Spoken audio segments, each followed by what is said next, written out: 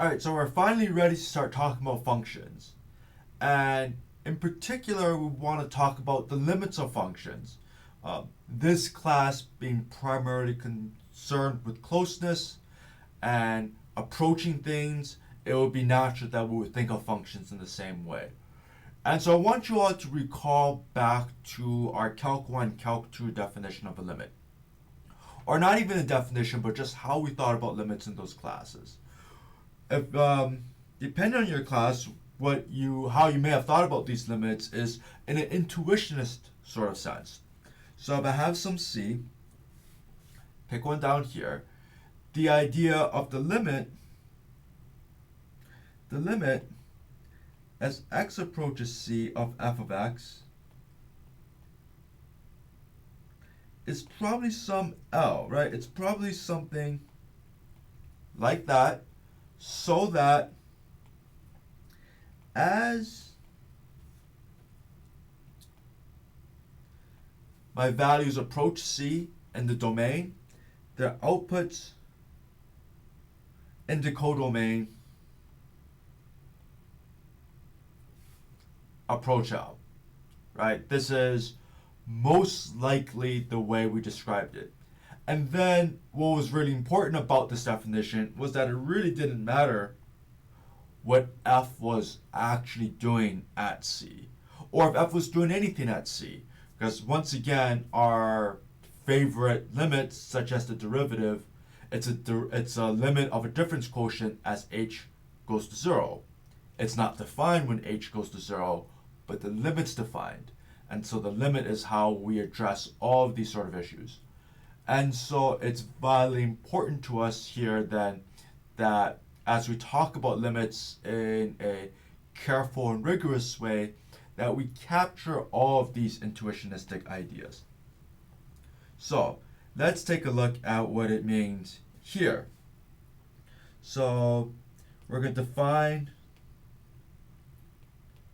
what it means to be a limit of f. So let's talk about what f is. F is a function from some set to R,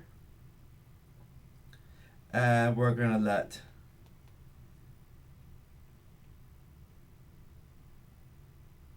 C to be in R, and we say, or the limit as x approaches C of f of x is L if. So let's talk about what's going on in this picture here. We say we want these values to get closer and closer to L, to approach L. And by now we should have some idea what that means more formally. We're talking about being within epsilon of L, right? That there's some tiny, for every tiny possible choice of epsilon, we're inside of that. So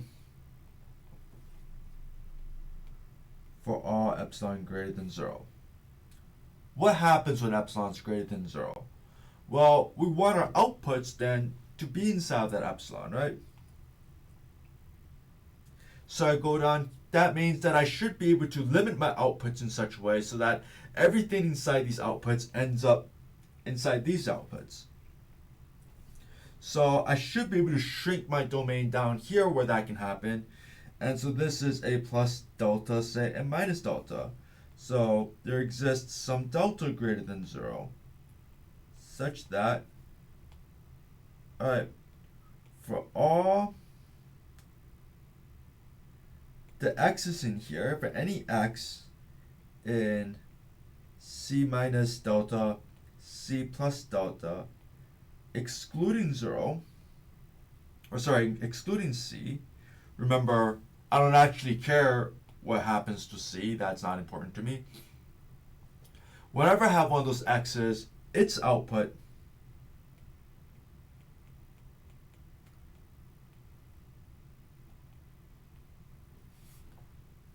that's less than epsilon. And I guess you can parenthetically note that I could have written that as, in two different ways. I could have said that f of x was in L minus epsilon, L plus epsilon. I could have also said that f of x is strictly less than L plus epsilon, strictly less than, strictly greater than L minus epsilon. These are equivalent to what I just wrote. But, right, the whole idea is that I can shrink my domain small enough so that all these x's, their outputs live inside of L. Alright, so in the next video, we're going to talk about some examples of functions and their limits.